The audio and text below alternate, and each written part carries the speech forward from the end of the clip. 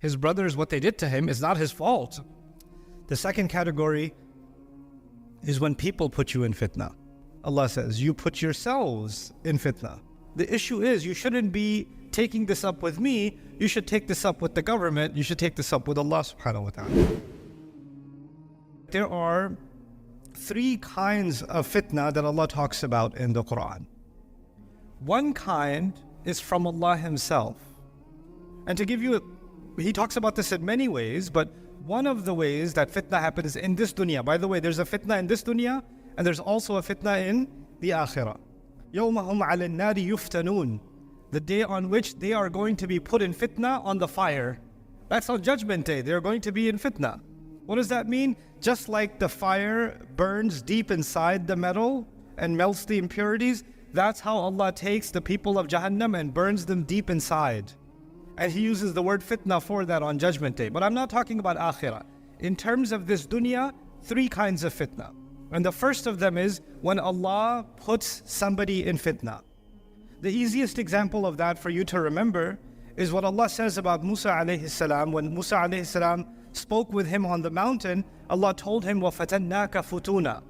We tested you multiple times. We put you in fitna multiple times. When he was born, the order was to kill all the babies.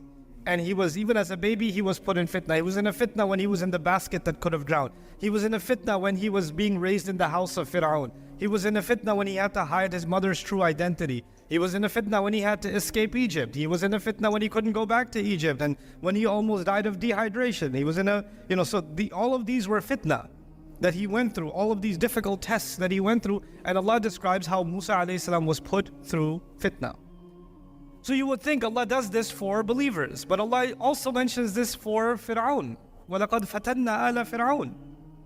We put the people of Fir'aun and the lineage, the descendants of Fir'aun also in fitna. So now we're learning when Allah executes a fitna, He doesn't just do this for believers and doesn't just do this for disbelievers, it's for everybody.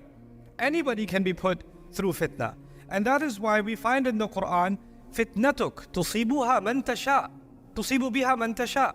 In hiya illa fitnatuk tusibu biha man tasha. Musa alayhi salam even told Allah at one point, this is your fitna, you can strike with your fitna whoever you want. You can strike with your fitna whoever you want. So Muslims don't have a simplistic understanding of difficulties or tests or trials in this life. So we don't say, how come good people are having difficult time and how come bad people are having a good time? I don't get it. People who say that must not have studied the Quran. People who say that would not have learned لَقَدْ خَلَقْنَا الْإِنسَانَ فِي كَبَدٍ. Because Allah makes this clear from the very beginning. That fitna will happen and وَاتَّقُوا فِتْنَةً لَا تُصِيبَنَّ الَّذِينَ ظَلَمُوا مِنْكُمْ خَاصَّةً. Like you should be afraid of a fitna that will not just strike the people who do wrong, Allah says. So fitna doesn't just happen to people that are bad or people who do wrong. Fitna happens to everybody. And sometimes some people's crime, many people have to pay the price. At least in this world it looks like that. Some people commit a crime and everybody has to pay the price, right? And that is the nature of fitna. Allah Azza wa Jal tests fitna, creates fitna in many, many ways. And some of those fitnas seem very drastically unfair. Like recently here, I was telling the story of Yusuf alayhi salam, and what happened to Yusuf alayhi salam from the beginning of his life is unfair. His brothers, what they did to him is not his fault. So they put him in fitna. But now, one category was when Allah puts you in fitna. Okay, let's talk about the second category. The second category is when people put you in fitna. When people put you, like إِنَّ الَّذِينَ فَتَنُوا الْمُؤْمِنِينَ وَالْمُؤْمِنَاتِ. Like رَبَّنَا لَا تَجْعَلْنَا فِتْنَةً لِلَّذِينَ كَفَرُوا. When people put you in difficulty, when people persecute believers, when people attack believers, when people wrong, when people oppress other people, that's the second kind of fitna Allah describes in the Quran. People that commit crimes against others are putting them in fitna. People that are torturing, persecuting, murdering, killing, they're putting other people in fitna. People that are abusing others are putting people in fitna. This is another category. So now there's two different categories. There's the fitna Allah puts you in, there's the fitna people put you in. And then there's the third category. The fitna I put myself in. وَلَكِنَّكُمْ فَتَنْتُمْ أَنفُسَكُمْ. Allah says, you put yourselves in fitna. You threw yourselves into fitna. So now we've got three. And we need to understand how the three of these work. There's the fitna from Allah. There's the fitna from bad people. And by the way, it's not just bad people. It's not just, I should have qualified, it's not just bad people. Allah says, إِنَّمَا أَمْوَالُكُمْ وَأَوْلَادُكُمْ fitna. Even your children are a fitna. So your children are putting you in fitna. So it's not just kuffar that are putting you in fitna, the enemies of Allah that are putting you in fitna, the baby that you love, the children that you love, the daughter that you're excited to get married, get her married off, and her wedding's happening in a couple of weeks, and Allah is calling that a fitna too, right? So fitna comes from Allah, fitna comes from people, and then fitna comes from within myself. Now what Allah describes in the Quran then is how people get, when they have weak faith, what happens to them?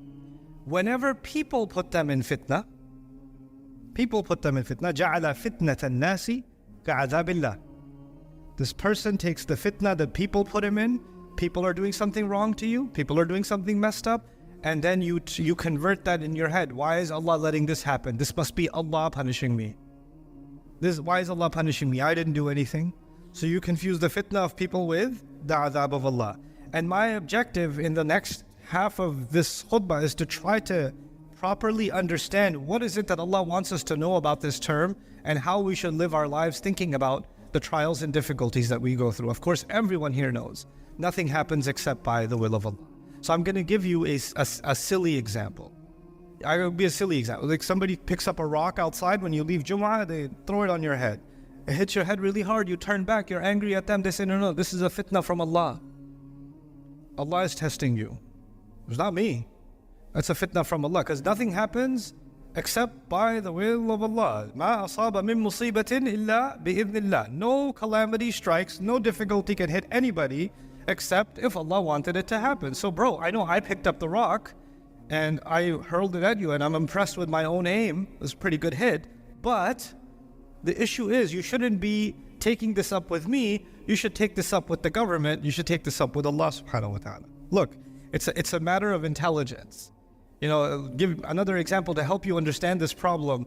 Insects, they have very small brains. Yeah?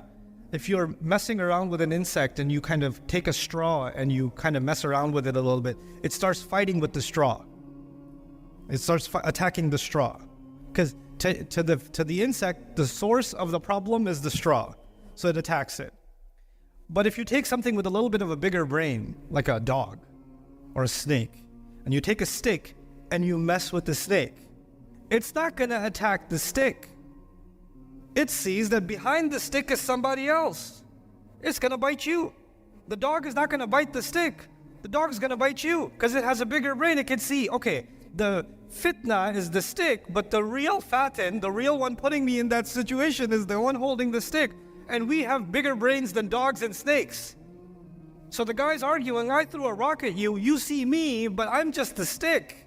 Behind me is the power of Allah. Allah did this, not me, so blame Allah. That's His. So this idea, and therefore, because everything happens by the will of Allah, we should blame Allah for everything bad that happens.